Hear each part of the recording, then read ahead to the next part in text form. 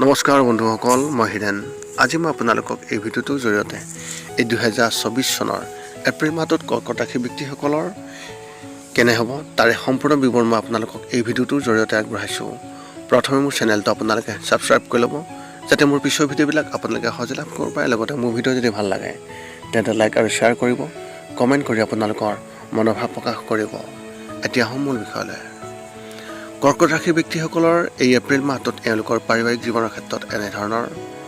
এই মাহটো আপোনাৰ পাৰিবাৰিক জীৱনৰ বাবে বিশেষ প্ৰত্যাহ্বানজনক হ'ব। মাহটোৰ বেছিভাগ সময় আত্মীয়সকলৰ আতিথ্যত অতিবাহিত কৰা হ'ব।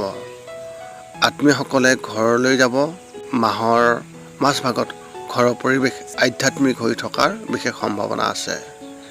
মাহৰ তৃতীয় সপ্তাহত ঘৰত কিছুমান ধৰ্মীয় ৰীতি নীতিও কৰিব পাৰে। যদি কোনো ভায়েক বা ভনীয়েকে কাম কৰে তেন্তে তেওঁৰ চাকৰিত সংকট হ'ব পাৰে। এনে পৰিস্থিতিত তেওঁলোকক উৎসাহিত কৰক আৰু বেয়া কোৱা পৰিহাৰ কৰক।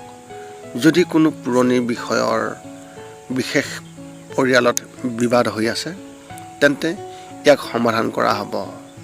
ঘৰৰ বাহিৰত কথা কোৱা পৰিহাৰ কৰিব, অন্যথা আপোনাৰ শত্ৰুসকলে ইয়াৰ সুবিধা ল'ব চেষ্টা কৰিব।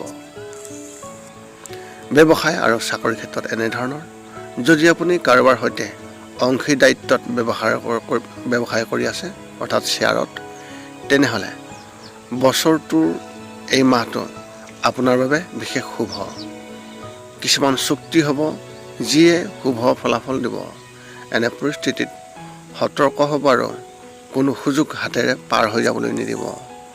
অন্যথা বিৰোধীসকলেও আপোনাৰ পৰা এই সুযোগ বিশেষভাৱে কাঢ়ি লোৱা দেখা যাব।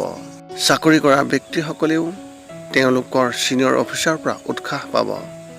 আপোনাৰ সহকৰ্মীসকলেও সম্পূৰ্ণ সমৰ্থন দিব। যদি আপুনি চৰকাৰী কাম কৰে তেন্তে মাহৰ দ্বিতীয় সপ্তাহত বিশেষভাৱে আপুনি সতৰ্ক হ'ব, কিয়নো বিৰোধীসকলে আপোনাক বিশেষভাৱে ক্ষতি কৰাৰ চেষ্টা কৰিব পাৰে। যদি ক'ৰবাত ধন বিনিয়োগ কৰা হয় তেন্তে ইয়াৰ ওপৰত মনোযোগ দিয়ক। মাহটোৰ শেষৰ সপ্তাহত লাভ পোৱাৰ বিশেষ লক্ষণ দেখা পোৱা গৈছে। শিক্ষা আদিকাৰীৰ ক্ষেত্ৰত এনেধৰণৰ। যদি আপুনি সংগীত বা কলা ক্ষেত্ৰত বিশেষভাৱে আপুনি কেৰিয়াৰ গঢ়িবলৈ চেষ্টা কৰি আছে তেন্তে এই মাহত আপুনি কাৰোবাৰ সমৰ্থন পাব, যি পিছত অতি উপযোগী হ'ব।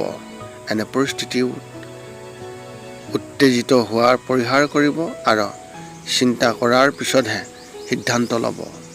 যদি আপুনি এখন মহাবিদ্যালয়ত নামভৰ্তি কৰিবলৈ প্ৰস্তুতি চলাই আছে তেন্তে এই মাহত আপুনি ইয়াত সফলতা লাভ কৰিব। প্ৰতিযোগিতামূলক পৰীক্ষাৰ বাবে প্ৰস্তুতি চলাই থকা শিক্ষাৰ্থীসকলৰ বাবে এই বছৰটোৰ এই সময়ছোৱাত অতি শুভ বুলি বিশেষ লক্ষণ দেখা গৈছে। আপুনি শিক্ষকসকলৰ পৰা নতুন কিবা শিকিব পাৰিব, যিয়ে আপোনাক পথ প্ৰদৰ্শন কৰিব। বিদ্যালয়ৰ শিক্ষাৰ্থীসকলে এই মাহত অধ্যয়নত কম আগ্ৰহ দেখা পোৱা যাব আৰু তেওঁলোকে অনুভৱ কৰিব। প্ৰেমৰ ক্ষেত্ৰত এনেধৰণৰ। যদি আপোনাৰ দীৰ্ঘদিন ধৰি বিয়া হোৱা নাই তেন্তে এই মাহত আপোনাৰ পত্নীৰ সৈতে এক তিক্ত সম্পৰ্ক থাকিব। কিবা এটা বিষয়ত বিশেষভাৱে সমস্যা থাকিব, যিয়ে আপোনাক আপোনাৰ হৃদয়ত বিন্ধাব পাৰে, কিন্তু আপুনি সেইবোৰ ক'ব নোৱাৰিব। যিসকলে 5 বছৰতকৈ অধিক সময় বিবাহত পাৰ কৰিছে তেওঁলোকে ইজনে সিজনক ভালদৰে বুজিবলৈ সাহস পাব আৰু সহায় পাব। যদি আপুনি কাৰোবাৰ সৈতে প্ৰেমৰ সম্পৰ্কত আছে তেনেহ'লে কোনোবাই আপোনাৰ সম্পৰ্কত বিভেদ সৃষ্টি কৰিবলৈ চেষ্টা কৰিব, কিন্তু আপুনি ইয়াৰ বিষয়ে অজ্ঞাত থাকিব। এনে পৰিস্থিতিত আপোনাৰ প্ৰেমিকৰ ওপৰত বিশ্বাস ৰাখিব। বিবাহৰ বাবে অপেক্ষা কৰি থকা ব্যক্তিসকলে এই মাহত হতাশ হ'ব। স্বাস্থ্যৰ ক্ষেত্ৰত এনেধৰণৰ। যদি আপুনি ইতিমধ্যে গুৰুতৰ ৰোগত আছে তেন্তে সমস্যা হ'ব পাৰে। ইয়াৰ বাবে আপুনি এই মাহত বিশেষভাৱে চিকিৎসকৰ সৈতে যোগাযোগ ৰাখিব লাগিব। অৱশ্যে এই মাহত আপুনি আগৰ তুলনাত অধিক চঞ্চল আৰু ফিট অনুভৱ কৰিব, কিন্তু মানসিক চাপ থাকিব পাৰে। এনে পৰিস্থিতিত ৰাতিপুৱা যোগাভ্যাস কৰাৰ অভ্যাস কৰক। মাহটোৰ তৃতীয় সপ্তাহত টোপনিৰ অভাৱৰ সমস্যাটোৱে বিশেষভাৱে সমস্যাৰ সৃষ্টি কৰিব পাৰে।